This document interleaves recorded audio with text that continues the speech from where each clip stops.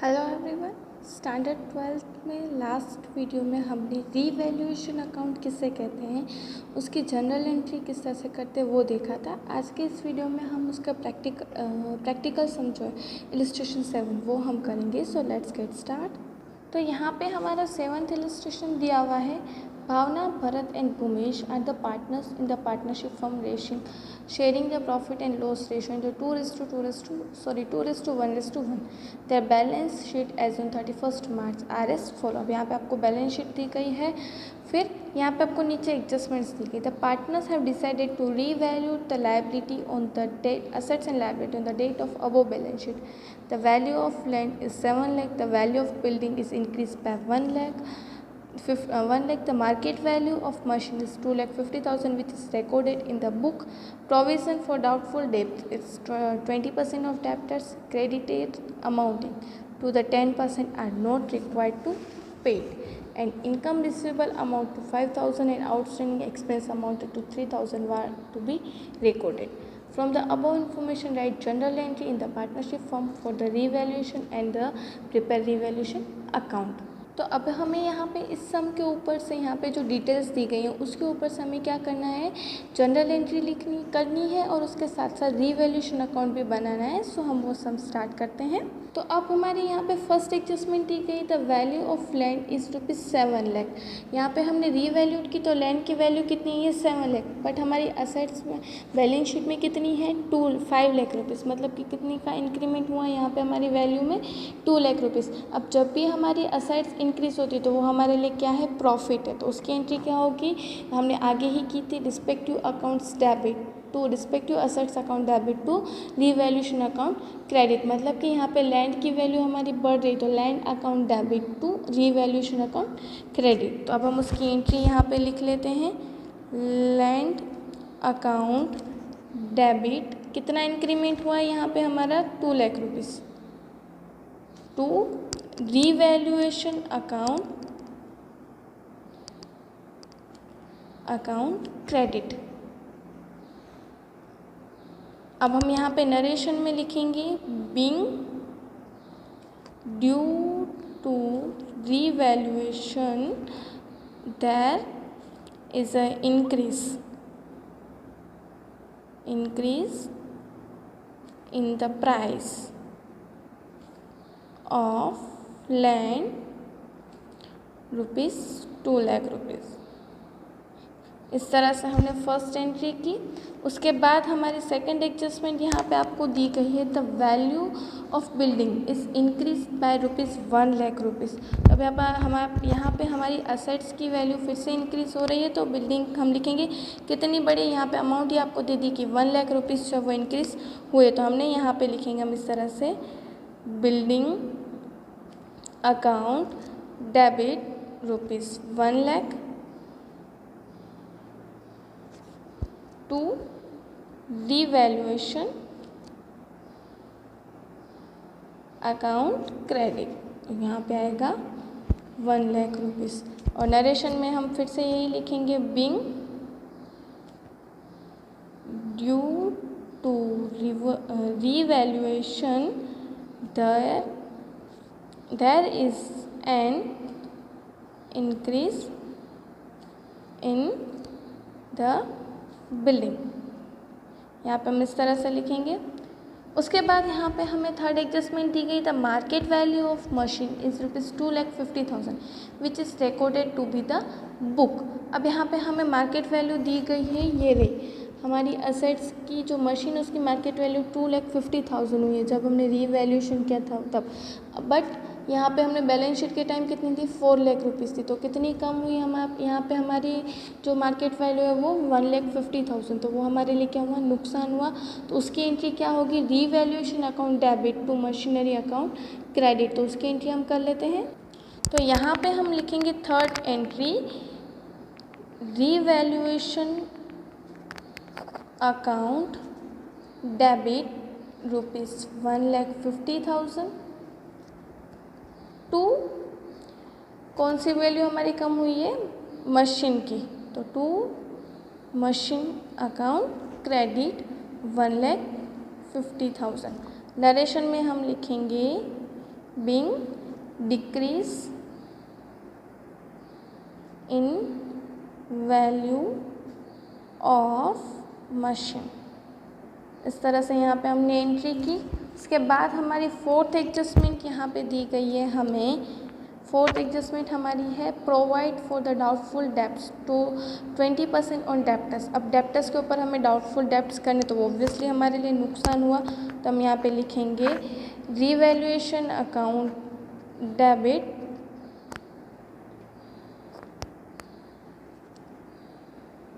₹20%। अब यहाँ पे आपको डेप्टर्स दिए गए हैं 1 लाख रुपीज़। अब 1 लाख रुपीज़ पे हम 20,000 करेंगे तो 20% करेंगे तो कितना आएगा 20,000। तो वो हमारे लिए बैड डेप्ट हुआ, बैड डेप्ट रिजर्व हुआ। तो बैड डेप्ट रिजर्व अकाउंट क्रेडिट अमाउंट आएगी 20,000। हम यहाँ पे लिखेंगे being 20% bad debt reserve provide on debtors। तो जैसा कि आप देख रहे हो कि यहाँ पे मेरा पेज कंप्लीट हो चुका है, तो इसलिए मैंने यहाँ पे क्या किया, नीचे मैंने लिखा टोटल करके टू टोटल कैरी फॉरवर्ड, क्योंकि मैं नेक्स्ट पेज पे ये कर रही हूँ इसलिए यहाँ पे मैंने क्या, और मेरा यहाँ पे टोटल आया 4,70,000। और नेक्स्ट पेज पे यहाँ पे मैं ऊपर लिखूँगी टोटल ब्रिंग फॉरवर्ड। तो यहाँ पे मैंने लिखा मेरा टोटल जो है वो टोटल ब्रिंग फॉरवर्ड यहाँ पे आएगा 4,70,000 इस तरह से। तो मेरी फिफ्थ एडजस्टमेंट दी गई है creditors amounting ₹10,000 is not required to paid. मतलब कि यहाँ पे मेरे क्रेडिटर्स क्या हो रहे हैं, कम हो रहे हैं। तो ऑब्वियसली क्रेडिटर्स कम होंगे तो हम क्या करेंगे, यहाँ पे एंट्री क्या होगी मेरी, क्रेडिटर्स अकाउंट डेबिट, कितने creditors 10,000 rupees, to revaluation account debit amount आएगी 10,000 रुपीज़। हम लिखेंगे यहाँ पे being creditors not required to paid, not required to pay. हमने इस तरह से यहाँ पे एंट्री की। सॉरी, ये फिफ्थ एडजस्टमेंट थी। उसके बाद की सिक्स्थ एडजस्टमेंट यहाँ पे दी गई है, income receivable amounted to 5,000 in outstanding expense amount ₹3,000 were to be recorded.